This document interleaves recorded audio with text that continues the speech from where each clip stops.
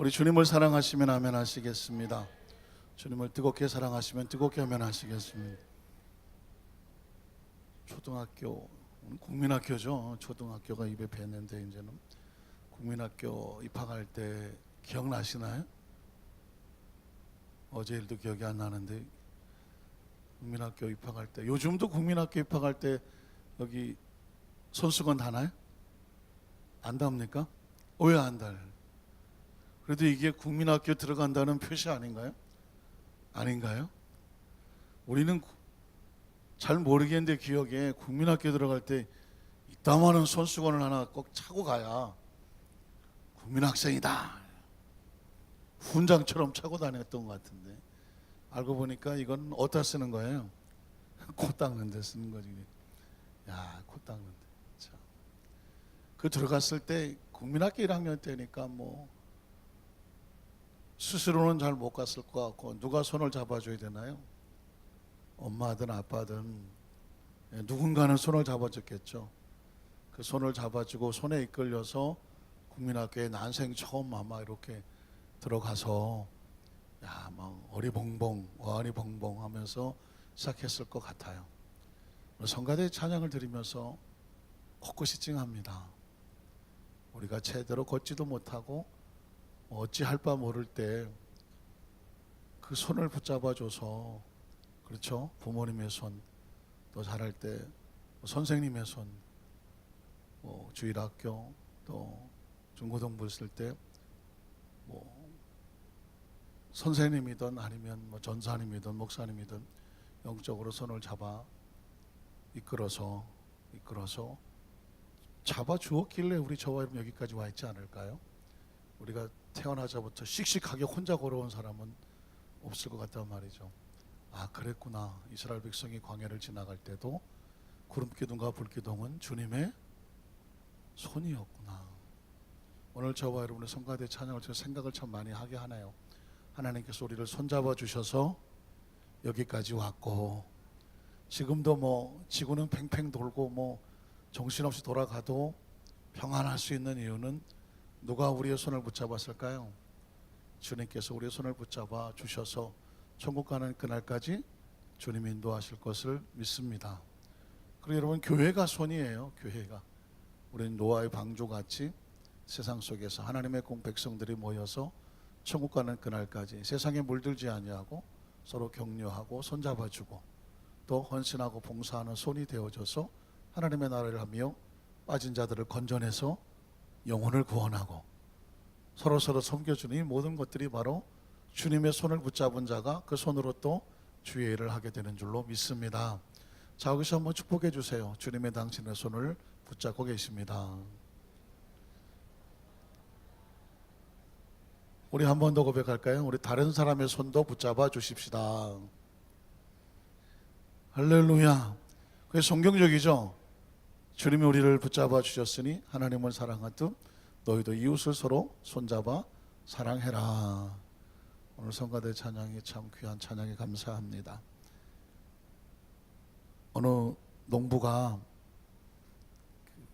닭을 많이 키웠다고 합니다. 양계장이죠. 그런데 놀라운 걸 깨달았답니다. 야, 닭도 사람의 말귀를 알아듣는구나. 닭이 사람의 말을 알아듣는다는 거죠. 왜냐하면 암탉 하나가 알을 안 낳더래요. 한 며칠을 지났는데도 알을 안 낳아. 그래서 이 주인이 속으로 생각하기를, 자, 알도 못 낳는 거야. 내일 잡아먹어야 되겠다. 쌀만 먹어야 되겠다. 이렇게 얘기를 했대요, 혼자. 그렇잖아요. 우리가 주인이라도 암탉이 알을 낳아야 되는데 이게 알을 안 낳아 며칠째. 쓸모가 없다고 생각을 하고, 에이, 저거 내일 쌀만 먹어야 되겠다. 다음날 아침에 갔더니 그 닭이 알을 엄청 낳았다는 거예요. 깜짝 놀랐다는 거예요. 깜짝. 아니, 이 자식이 말귀를 알아듣는 말귀를, 분명히 그날 알을 안 낳았으면 딱 쌀만 먹으려고 아침에 일어났는데 이게 어떻게 말귀를 알아들어갖고 아침에 오니까 한 무더기 알을 낳았다는 거예요. 그래서 깜짝 놀라갖고 글을 올렸어요. 양계장 주인인데 닭이 사람의 말귀를 알아듣더라. 그래서 제가 말씀드렸던 걸 얘기한 대로 글을 쓴 거예요. 그 이후로 그 닭은 열심히 알을 낳고 있다. 왜 그랬을까요? 안 삶아 먹히려고 하는 거죠. 그래서 제가 말씀을 같이 말씀을 전하기 전에 우린 말귀를 알아듣나? 그 생각이 드는 거예요. 여러분, 하나님 말씀의 말귀를 잘 알아들으시나요? 그러니까 성경을 많이 읽는 것도 중요하고요, 설교 시간에 앉아 있는 것도 중요한데 이런 기도 제목이 나오는 거예요. 하나님, 말씀이 선포될 때에 하나님의 말귀가 알아들어지게 하시옵소서. 눈치가 채워지게 하시옵소서.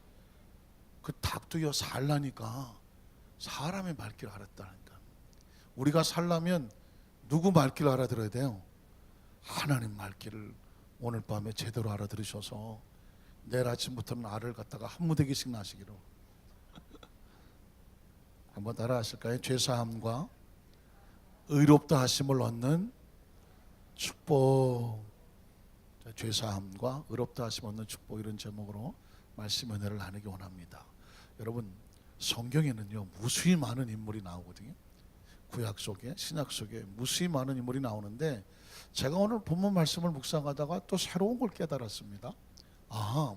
적어도 크리스찬은 이 사람부터 이 사람까지는 정확하게 알고 있어야 되겠다라고 하는 아주 중요한 인물들이 나오는 거예요. 물론 아담과 하와가 중요하죠. 첫사람이니까 중요하지만 안타깝게도 그분들은 실패자란 말이죠. 실패자로서 기억되는 거예요. 아담과 하와 다음에 누가 나올까요? 노아가 나오죠. 노아. 왜냐하면 하나님께서 아담과 하와 이후에 그 죄로 인한 인류들, 가인의 후예들 엉망진창으로 살고 있는 것을 보고 하나님 마음에 후회를 하셨어요.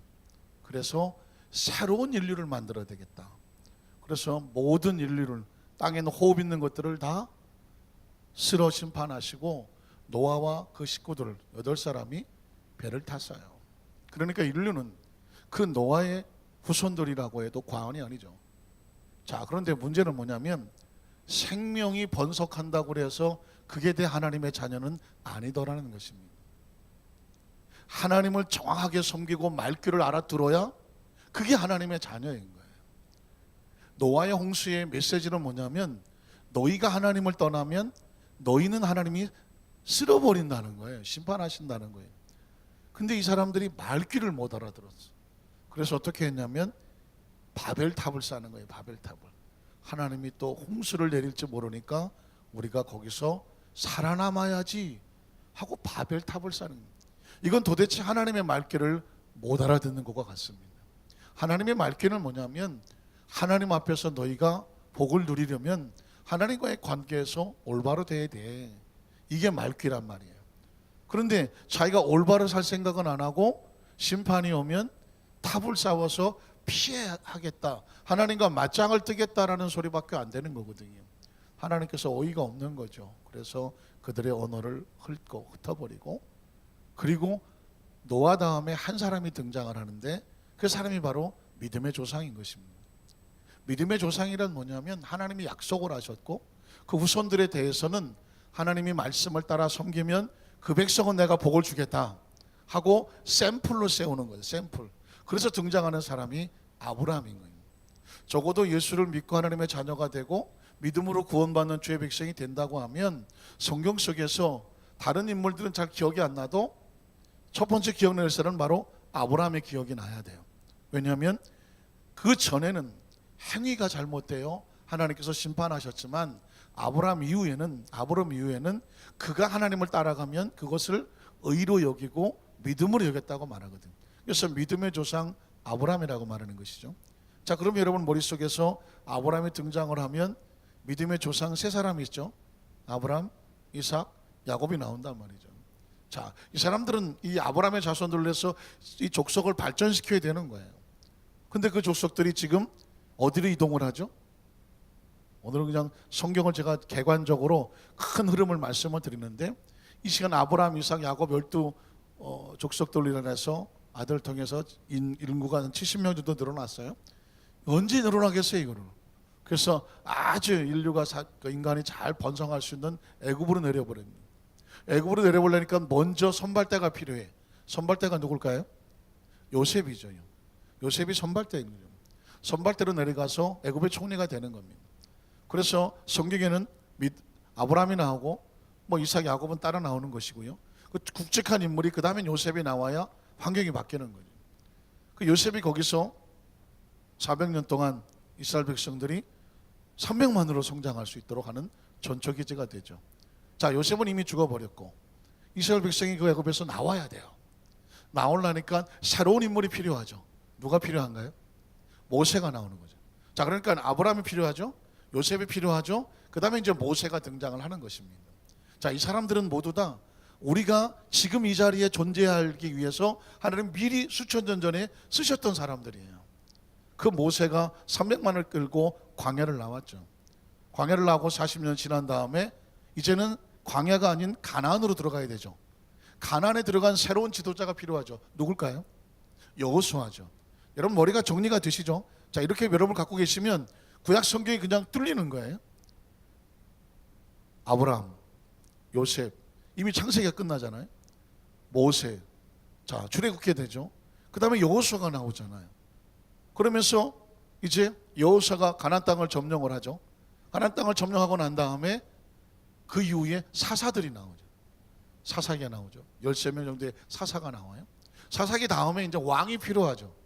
그래서 사무엘이 등장을 하고 사울왕이 나오고 그 다음에 다윗왕이 나오죠. 그러니까 여러분이 벌써 쭉 사무엘상, 역대상하로 성경 구약이 쭉 뚫리고 있는 거죠. 인물을 보면 뚫리고 있는 거예요. 저 다윗이 나오죠. 다윗은 아주 중요한 인물입니다. 저와 여러분이 여기에 있어서 하나님의 자녀가 되는데 그 예수 그리스도에 대한 구약 시대에 가장 많은 언급과 예언이 또 그리스도의 어떤 모형이 되는 사람이 바로 다윗이에요. 하나님이 얼마나 사랑하셨든지 내 마음에 합한 자다. 그리고 이제 열 왕들이 막 나오고 그 다음에 이제 선지자들이 막 나오기 시작하죠. 선지자들이 나오고 구약 성경의 마지막 선지자가 말라기 선지자가 나오는 거죠. 그래서 구약은 창세기부터 말라기까지 39권인 거예요. 39권인데 자, 말라기 선지자 이후에 신약이 마가복음이 제일 먼저 써졌어요. 마가복음이 있기까지 400년 동안 하나님의 기록이 없어요. 그걸 뭐라고 말하냐면 중간기라고 말해요. 400년 동안 침묵하셔요. 침묵. 그 다음에 400년 후에 신약 성경에 제일 먼저 누가 등장할까요? 세례 요한이 등장하죠. 예수님 이전에 세례 요한이 먼저 등장합니다. 6개월 먼저 났어요. 그래서 광야에 외치는 자의 소리, 나는 주의 길을 예비하러 왔다. 신약 성경은 첫 선지자가 세례 요한이 준비를 등장을 하고 그래서 그 세례 요한을 예수님 뭐라고 말했을까요? 여자가 난 자 중에서 이보다 큰 자가 없다. 마지막 메시아를 예비하러 온 구약시대의 마지막 선지자가 세례 요한이에요. 그리고 그 완성자로 누가 오시나요? 예수 그리스도가 오시는 거죠. 예수 그리스도는 그 예수 그리스도의 사역은 캐리그마라고 해서 예수님의 사역의 가장 중요한 것은 성육신, 탄생, 예수 그리스도의 가르침, 가르치고 또 선포하고 병을 고치고 3대 사역. 그 다음에 어떻게 하시나요? 고난을 당하시고 장사된 바 되셨다가 부활하시고 그리고 승천하시고 이게 복음서의 마지막이죠. 복음서까지. 그러니까 여러분 지금 창세기부터 사복음까지를 딱 제가 정리를 해드린 거예요. 머릿속에 그냥 순간 머릿속에 쭉 흘러가시죠. 왜 이 말씀을 드리냐면 적어도 크리스찬들은 이 스토리가 머릿속에 딱 있어야 돼요. 믿음의 조상 아브라함으로 시작해서 그 백성들이 애굽으로 내려갈 때에 요셉이 먼저 내려가서 터전을 닦았으며 그들이 430년 동안에 300만이 되었을 때 이미 하나님은 80년 전에 모세를 준비하고 있었고 그 모세가 때가 되면 이스라엘 백성을 데리고 광야를 나갔고 광야 40년을 지난 동안에 이미 여호수아가 준비가 되었고 모세의 사역이 끝나고 나니까 여호수아를 통해서 가나안에 들어가서 또 전쟁을 해서 가나안 땅을 점령하고 또 여호수아가 그 사역을 마치고 나니까 사사들이 나오고 사사들 다음에 왕들이 나오고 그 중에 악한 왕들이 나오고 선한 왕들이 나오는데 그 선한 왕들을 통해서 하나님 말씀은 계속 이스라엘 백성을 끌고 가게 되고 그 시대 속에서 포로도 가고 막 엉망진창 역사가 힘들지만 선자를 통해서 계속 하나님은 말씀하셨고 그 말씀하신 대로 예수 그리스도가 메시아로 오셨다는 거예요. 자, 그리고 뭐 그 위에 사도행전은 성령의 역사고, 그리고 서신서들은 다 교회에서 성도들과 교회는 이렇게 생활해라. 마지막 요한계시록은 다시 오실 주님에 대한 묵시가 기록되어 있는 것입니다. 제가 이 말씀을 드린 이유는 뭐냐면, 놀랍게도요, 베드로가 성령을 받고 나서 첫 설교를 할 때 베드로는 무슨 설교냐면 지금 이 얘기를 하는 거예요. 믿음의 조상 아브라함부터 해서 이스라엘 하나님의 역사가 이렇게 왔고, 그 예수 그리스도가 너희가 십자가에 못 박혀 죽었으나 하나님은 살리시고 그로 말미암아 우리도 산자가 되고 구원을 받는다. 이게 지금 저와 여러분이 성경 속에 있는 하나님의 역사하심, 그리고 그 결과로 말미암아 저와 여러분이 구원받은 존재가 된 것에 대한 성경적인 백그라운드여 흐름을 알고 있어야 되는 거예요. 그런데 베드로만 그런 것이 아니라 사도행전 7장에 보면 스데반이 돌에 맞아서 순교하기 전에 스데반이 입을 열어서 무슨 얘기를 하냐면 믿음의 조상 아브라함이에요. 그 아브라함을 또 끄집어내는 거예요. 그 아브라함으로부터 내려온 하나님의 약속의 말씀이 예언이 완성되어져서 메시아가 오셨고, 그 메시아가 예수 그리스도다. 그가 죽었으나 그가 부활하셨다. 그리스도의 부활을 선포하신. 그러니까 유대인들이 듣기 싫어갖고 막 돌로 쳐서 죽입니다. 너무 신기한 것은요, 사울이 변하여 바울이 됐잖아요. 사도 바울이 이제 선교사로 명령을 받고 성령의 충만함을 받아 가서 첫 설교를 하고 복음을 선포하는데 무슨 얘기를 하냐면 똑같은 얘기를 하는 거예요. 또 아브라함을 나오는 거예요. 다윗이 나오고, 그리고 세례 요한이 나오고, 그리고 예수가 나오는 거예요. 예수님 어느 날 뚝 떨어진 존재가 아니라는 것이죠. 이미 역사 속에서 끊임없이 예언이 되어졌고, 그것이 그 이어져 내려오는 사람들의 말씀을 통해서 우리에게 전해졌고, 그리고 그 예언의 완성자로서 예수님이 오셨다는 거예요. 자, 그래서 오늘 성경 속에 사도행전 13장에 보면 사도 바울의 설교가 나와요.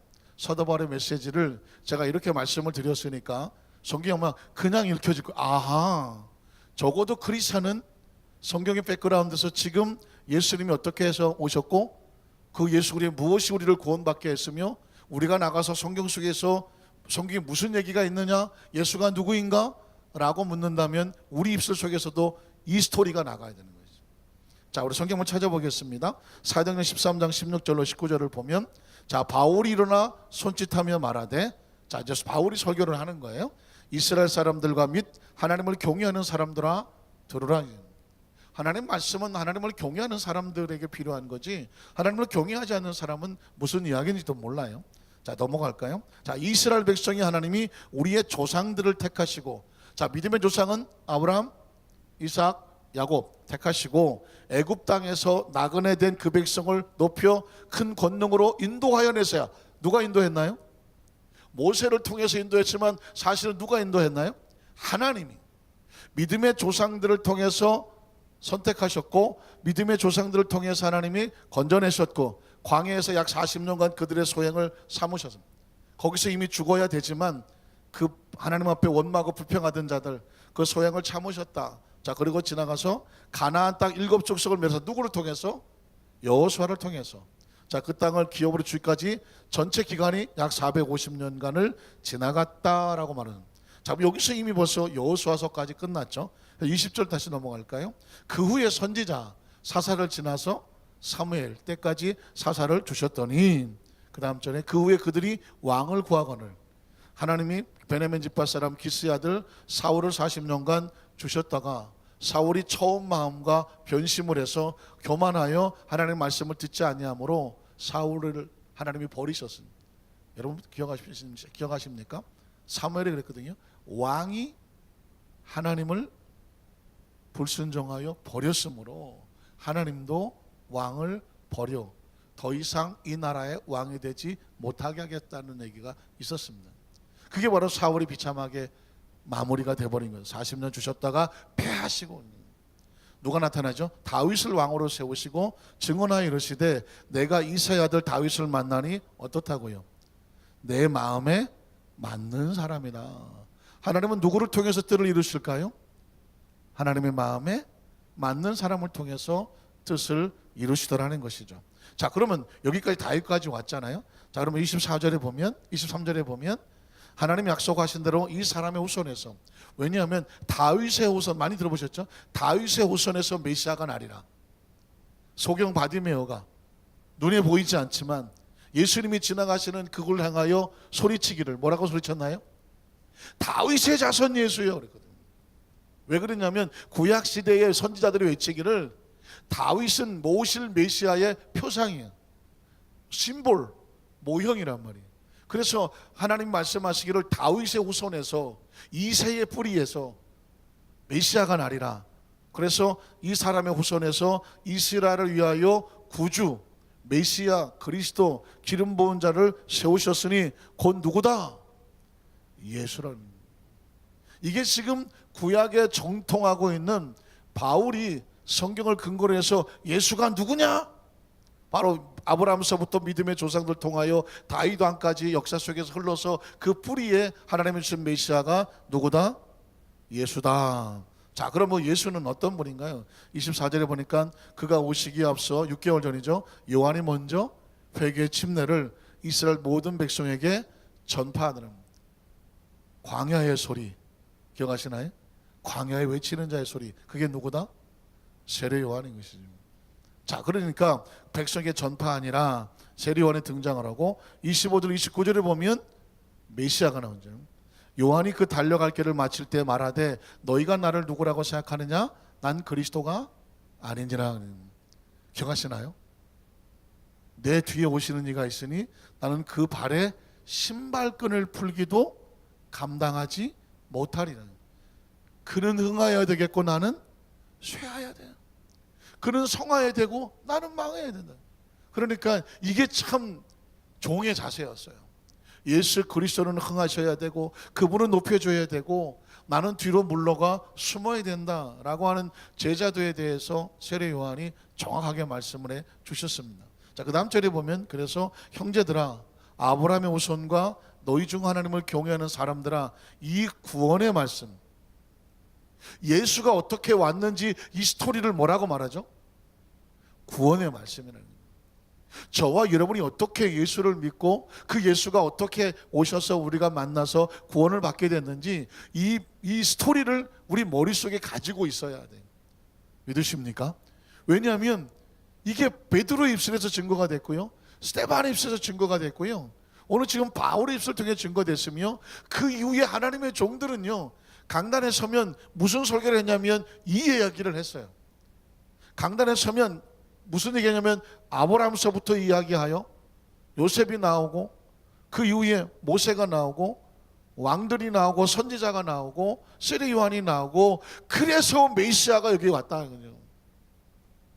그러니까 그 메시아를 알려면 이는 성경 속에 주님의 예언을 알아야 되는 것이고 예언의 완성자, 구약의 완성자, 율법의 완성자로 예수님이 오셨다. 이게 뭐냐면 우리를 구원하는 구원의 말씀이에요.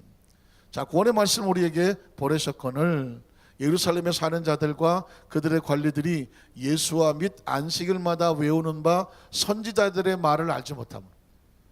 자, 지금도 유대인들은 안식일 토요일 날 시나고그 회당에서 구약 성경을 아주 달달달달 외우고 있습니다.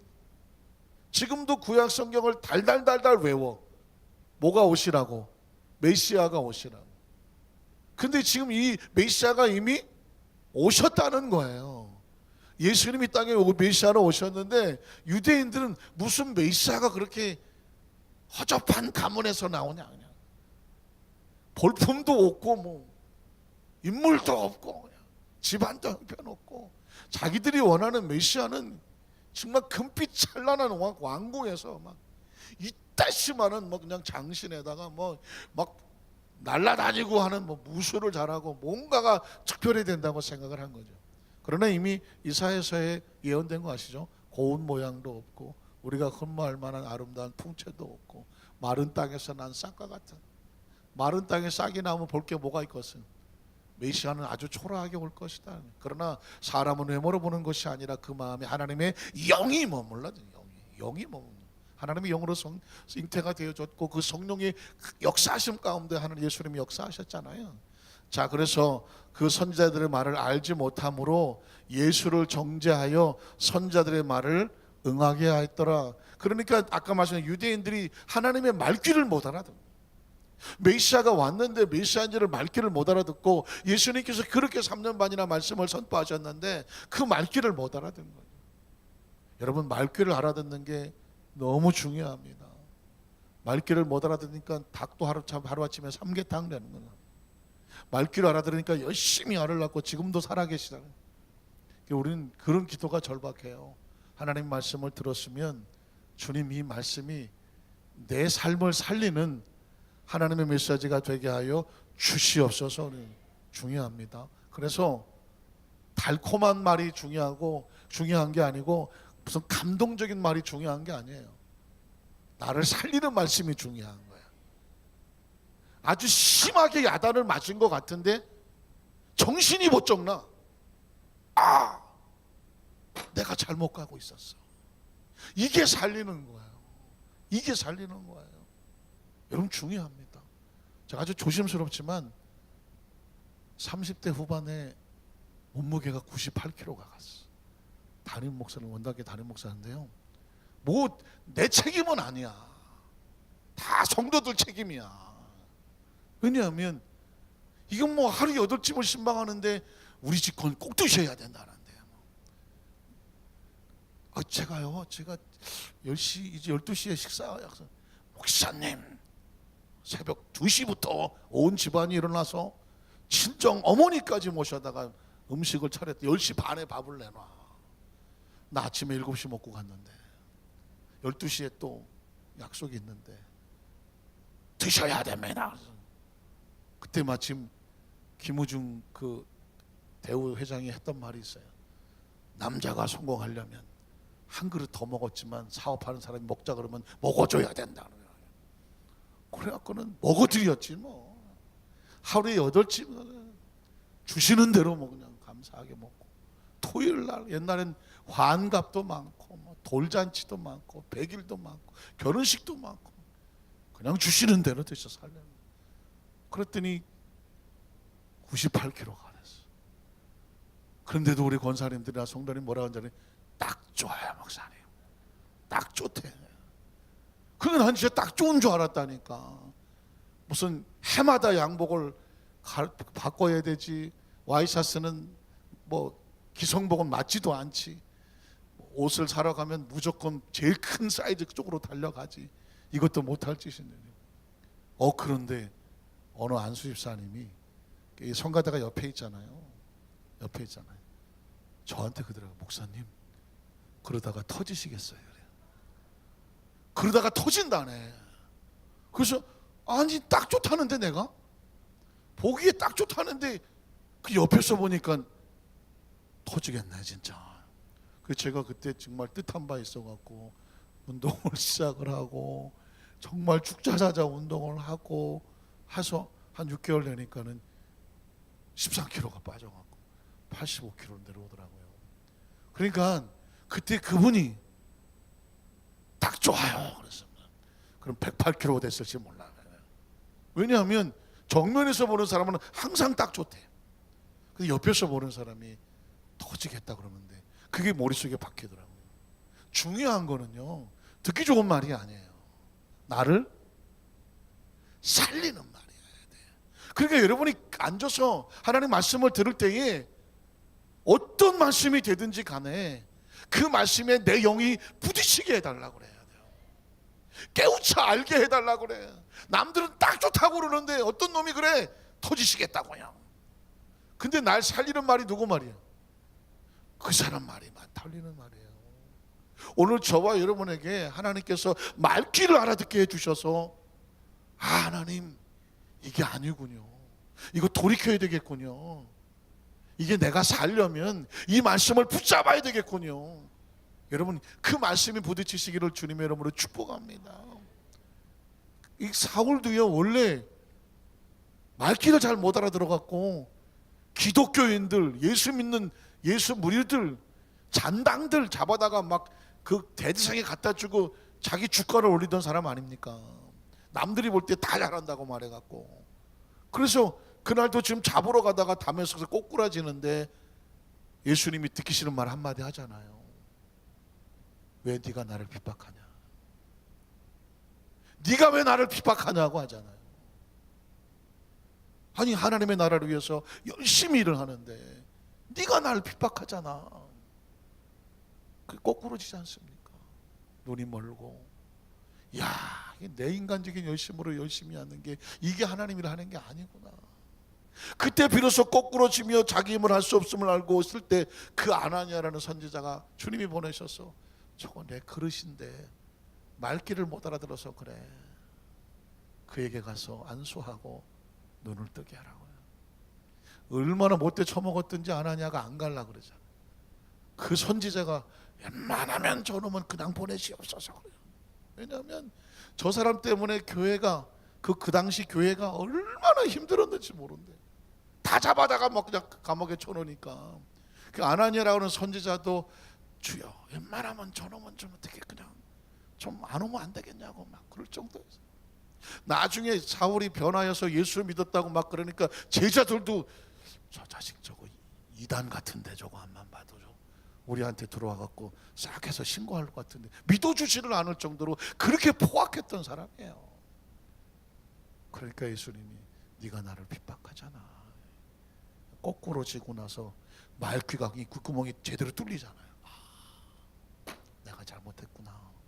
그리고 그가 변하여서 오늘 설교를 하는 거예요. 이 말씀에 내가 핍박했던 예수가 사실은 아브라함으로부터 예언되어진 그 메시아가 기름 부어져서 저 유대인들은 말귀를 못 알아서 여전히 핍박을 하고 있지만 안타깝게도 그들이 예수를 십자가에 못 박아 죽게 했다는 그 말이 응하게 됐다는 것입니다. 자, 그래서 30절에 보면 그러나 바울이 하고 싶은 이야기는 30절이에요. 하나님이 죽은 자 가운데서 그를 살리셨다는 것입니다. 바울의 입에서 이 이야기가 나올 거라고 생각을 했을까요? 불과 얼마 전까지만 해도 그 예수 믿는 사람들 다 잡아다가 대상 앞에다가 갖다 놓고 뭐 죽이고 뭐 투옥시키고 했던 사람인데 그가 하나님의 말귀를 정확히 알아듣고 나니까 하나님의 영이 들어가고 나니까 놀랍게도 그리스도의 부활을 증거하는 자가 된 거예요. 여러분이 바울은 저와 여러분의 샘플입니다. 예수를 믿으면 뭐가 바뀌느냐? 그리스도에 대한 인식과 사고가 바뀌는 거예요. 그리스도의 부활이 믿어지는 거예요. 부활이 믿어지는 사람은 자신의 부활을 얻을 수 있는 축복이 있습니다.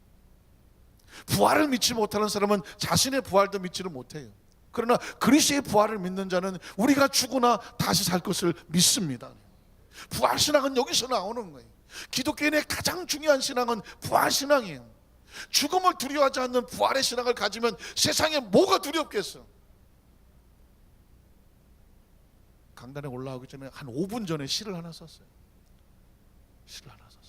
하나님이 보이면 세상에 무서울 것이 없다. 중략. 하나님이 보이면 세상에 서러울 것이 없다. 중략. 하나님이 보이면 세상에 부러울 것이 없다. 중략. 저는 제목 하나만 쓰면 그냥 시 하나가 나와요. 나중에 제가 묶어드릴게요. 하나님이 보이면, 부활이 믿어지면 죽음을 정복한 사람 아닌가요? 죽음이 두렵지 않으면 지구에 사는데 어디에 뭐 때문에 쫄겠어? 죽는 것 때문에 쪼는 거지. 사실은 누가 날 죽일까 봐 겁나는 거지. 죽어서 갈 데 없을까 봐 겁나는 거지. 사람이 죽음을 두렵지 않으면 죽기 살기로 덤비는 사람이 가장 무서운 거 아니에요? 크리스찬은 건드리면 안 되지. 왜? 우리는 죽음을 두려워하지 않는 사람이 아니잖아요. 왜? 그리스도의 부활을 우리는 믿습니다. 지금 사울이 그렇게 고통스럽게 하던 그 사람들에게 찾아가서 자기가 이제는 예수 믿는 사람이라고 말할 때 죽기를 각오하고 간 거 아니에요? 그렇게 하시는 이유는 뭐냐면 그는 부활의 주님을 만났단 말이죠. 그래서 오늘 바울의 메시지의 마지막 결론은 31절이에요. 이렇게 말해요. 갈릴리로부터 예루살렘에 함께 올라간 사람들에게 여러 날 부활하신 다음에 여러 날 40일을 보이셨으니 그들이 이제 백성 앞에서 그의 증인이라. 예수님은 승천하시면서 뭘 남겼을까요? 증인을 남겼어요. 엄청난 발견입니다. 언제 깨달았냐고요? 오늘 깨달았어요. 이 말씀을 묵상하다가 예수님은 이 땅에 뭘 남기고 왔느냐? 부활을 믿은 증인들만 남겨놓고 갔어. 그러면 나머지는 누가 하는 거예요? 부활을 경험하고 예수의 부활을 본 증인들이 하는 거예요. 여러분 놀랍습니다. 부활을 여러분 아시죠? 마태복음 28장 마가복음 16장에 부활을 믿지 못하는 자들을 책망하시고 그러나 너희가 부활을 믿는다고 하면 그 부활을 믿는 자에게는 이런 표적이 따르리니 귀신이 쫓겨져 나가고 병든 자 손은 적 나으리라. 이건 부활 신앙이에요. 그러니까 이 부활의 신앙을 믿는 자들을 남겨놨어. 예수님이 승천하실 때 500여 제자들이 보았다고 말하고, 그리고 그때 약속을 따라서 오순절 마가다락방에 120문도가 있었어요. 예수님은 이 땅에 우리에게 무슨 독일방망이를 넘겨준 것도 아니고 무슨 거대한 탱크 이런 거 비행기 남겨준 것도 아니에요. 그냥 증인들만 내려놓고 그냥 가셨어. 근데 그 증인들이 지금 세계를 뒤집어 놓는 거예요. 세계를 좀. 우리의 삶의 가장 강력한 파워는 어디서 나면 부활의 증인에서 나오는 겁니다. 사도 바울은 어디서 거꾸로졌냐면 예수님이 죽은 줄 알았는데 부활의 주님이 나타나서 네가 핍박하는 예수라고 말하는데, 부활의 주님을 만나고 나니까 이제 사도 바울은 그동안에 알고 있었던 자기의 모든 학벌이고 경험이고 무슨 시민권이고 다 필요 없는 거예요. 그래서 그가 그런 고백을 하는 거예요. 내가 예수 그리스도 십자가 외에 아무것도 알기를 원하지 않냐고. 다른 모든 것은 다 쓰레기로 여기다 배설물로 여겼다는 것입니다. 오늘 저와 여러분이 우리 여의도서 만산교회 성도들 가슴속에 의식 속에 그리스도의 부활에 대한 강력한 신앙의 무장이 있어서 오늘 저와 여러분이 그 사람은 내 증인이다, 주님이 인정하시는 증인의 축복이 임하시기를 주의 이름으로 축원합니다. 오늘 저와 여러분이 사는 목적은 증인이에요. 주님이 그거 하나면 돼. 그 사람 내 증인이야. 그거 하나면 되는 거예요. 다른 걸 뭘 물어보겠어요? 주님이 저와 여러분 앞에서 마지막에 하나님 앞에 서서 예수님께서 우리에게 뭘 물어보겠어요? 교인이었냐? 뭐였냐? 얼마나 교인이 많고 얼마나 직분자가 많은데 뭘 물어보겠어요? 오늘 성경을 근거한다면 이럴 것 같아요. 아버지, 저 사람은 내 증인입니다. 증인. 오늘 지금 사도 바울은 그 증인 이야기를 하고 있는 겁니다. 자, 오늘 이 말씀이 이게 백그라운드예요. 이게 백그라운드. 저와 여러분의 의식과 사고 속에서 바울이 지금 이런 변화된 역사를 하고 있는 이야기는 그가 자신이 증인이 됐어. 증인이 됐고 그 증인의 신앙을 가지고 바울은 해외로 나가서 선교를 하는 거예요. 선교는 뭐 할까요?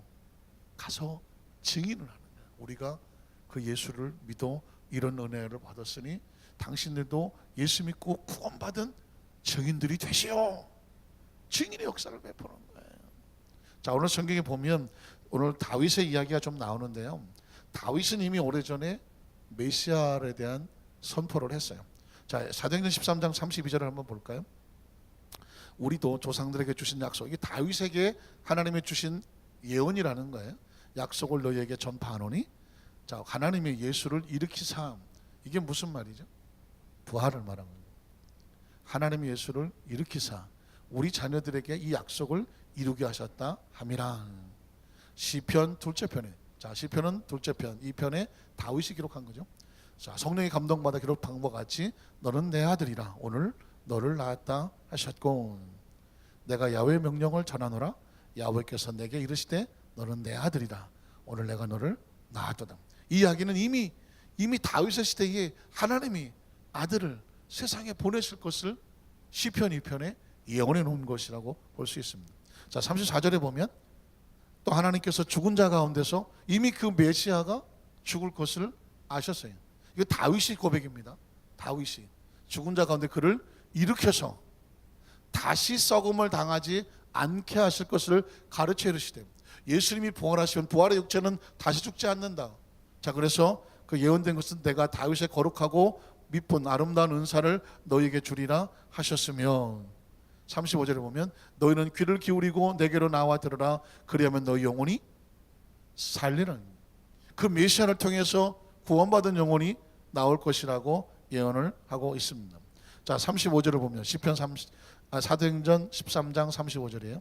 또 다른 시편에 일렀으되 주의 거룩한 자로 썩음을 당하지 않게. 인간의 육신은 썩잖아요. 그러나 그리스도의 부활은 썩지 않는다.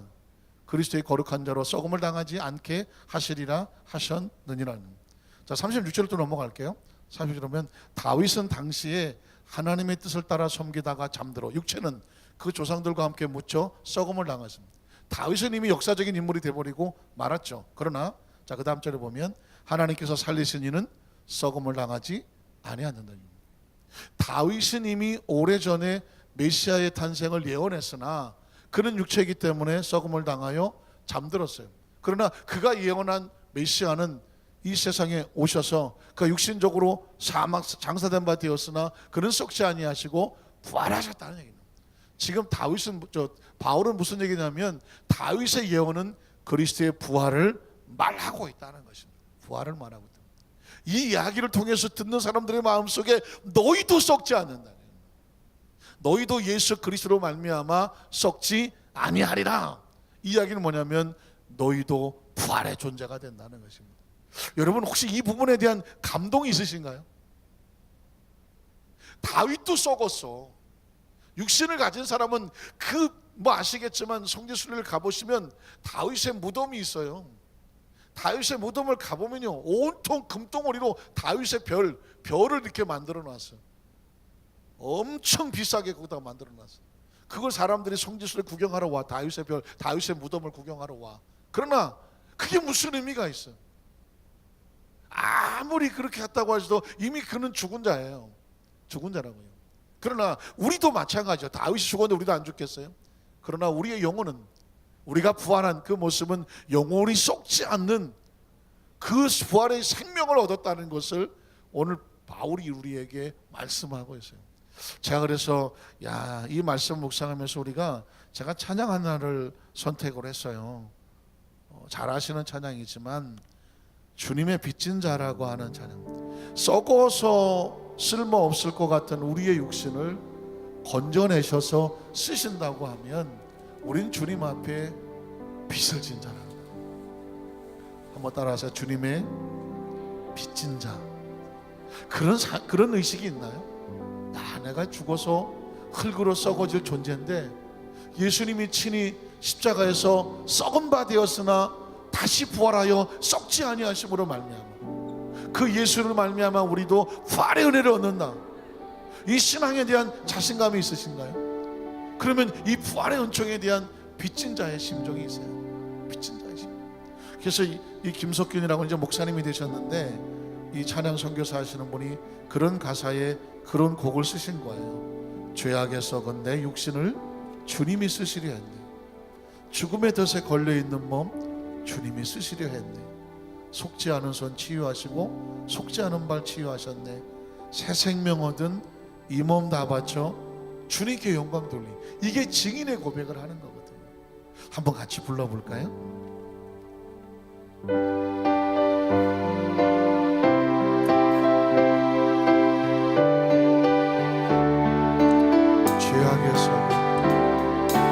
죄악에 썩은 내 육신 주님이 쓰시려 죽은 것에 걸려있는 몸 주님이 쓰시려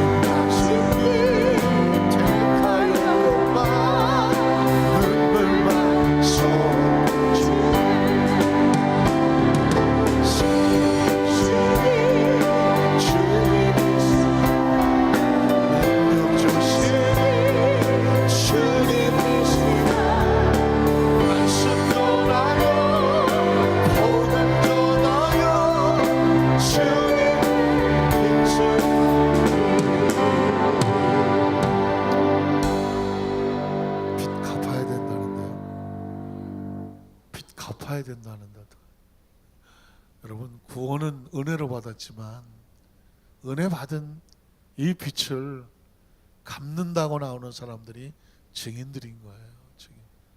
목사님, 뭐 전도사님, 뭐 장로님, 뭐 이렇게 직분자들만 주의 일을 하는 게 아니에요. 예수 믿고 구원받아 썩을 자리에서 썩지 아니함을 입고 영생의 천국에 대한 하나님의 자녀된 권세를 얻으면 모두 다 증인이에요. 부활의 증인이거든요. 이 은혜를 입은 사람들이 남은 생애에 여러분이 어디서 무엇을 하시든, 뭐 시장에 장사를 하시든 사업을 하시든 학교에서 아이들을 가르치시든 무엇을 하시든지 간에 거기서 부활의 주님을 증거하는 증인이 내 삶의 목적이에요. 그것이 우리가 주님 앞에 받은 은혜를 갚는 길입니다. 오늘 성경 본문에 한 가지만 더 생각을 해볼게요. 오늘 바울이 하고 싶었던 얘기는 뭐냐면 너희가 알 것이 있다. 부활하신 메시아를 통해서 너희가 알아야 되는 게 있어. 사도행전 13장 38절에 보면 그러므로 형제들아 너희가 알 것이 하나 있는데 그건 뭐냐면 이 사람을 힘입어서 죄사함을 너에게 전하는 것이다. 썩지 아니함을 입은 부활의 예수 그리스도를 믿는 자에게는 무슨 축복이 뭐냐면 죄사함의 축복이 있어요. 죄사함의 축복. 당신이 죄를 사함 받았습니까? 어느 이단이 그 얘기를 해요. 당신 예수 믿습니까? 구원 받았습니까? 언제 받았습니까? 죄사함의 확신이 있습니까? 그럼 갑자기 내가 죄사함 받았나? 내가 믿는데요. 무슨 근거로 믿습니까? 무슨 근거는 목사님이 그냥 죄사함 받았다고 그래요. 그냥 우리 목사님한테 가서 물어보세요. 이러시는 분들 계시잖아요. 여러분 이 성경 구절을 오늘 이 성경 구절을 꼭 외워두세요. 그러므로 형제들아 너희가 알 것은 이 사람을 힘입어. 이 사람이 누구예요? 예수 그리스도. 그가 죽었으나 썩지 않게 썩음을 당하지 아니하고 영생의 축복을 가져서 너희로 죄로 인하여 썩지 아니하고 죄사함을 얻게 하셨느니라. 오늘 이 시간 이후에 누군가 우리에게 당신의 죄를 사함 받았습니까? 오브코스 물론이죠. 그럼 당신이 무슨 근거로 그 얘기를 하나요? 사도행전 13장 38절에 그러므로 형제들아 너희가 알 것은 이 사람을 힘입어 너희가 죄사함을 받았다. 너희가 죄사함을 받았다. 그리고 우리의 지나간 과거, 현재, 미래의 죄까지도 그 십자가에 죽었으나 부활하심으로 말미암아 죄인은 죽어서 살지 못하나 의로운 자가 살았으니 그를 힘입어서 우리의 죄가 다 사함 받았습니다. 저는 이 시간에 저와 이런 마음 가운데 죄에서 우리가 자유를 얻었다. 죄사함을 얻었다. 이것이 우리 영혼서부터 심령과 마음속부터 아주 기쁨의 찬양이 되시기를 주님의 이름으로 축원합니다.